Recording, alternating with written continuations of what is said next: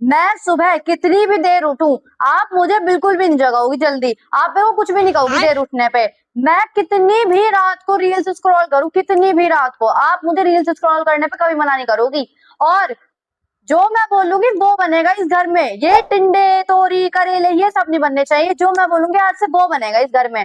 और मैं अपने दोस्तों के साथ कितनी भी रात को बाहर घूमू, 12, 1, 4, 5, आप मेरे को कुछ नहीं कहोगी। और ये जो आप मेरे से सारा घर का काम करवाती हो ना, वो भी मैं आज के बाद नहीं करूंगी। और ये जो आप मेरे पे बेफालतू की चिल्लाती रहती हो ना, आज लेकिन के ये बाद साला कर ध्यान क्या रहा है रखना यहाँ मेरे पे? ऊपर आप चिल्लाओ ना। अच्छा, ऐसा कह रही थी शीतल अपनी मम्मी से? और क्या मम्मी, बताओ कोई ऐसे कहता है अपनी मम्मी से? वो ऐसी कह रही थी अपनी मम्मी को, मैं तो आपका सारा काम कर लेती हूँ ना। मैं तो आपसे वैसे भी कहीं कुछ कहती हूँ, मैं तो सारा काम कर ही लेती हूँ। हाँ जी।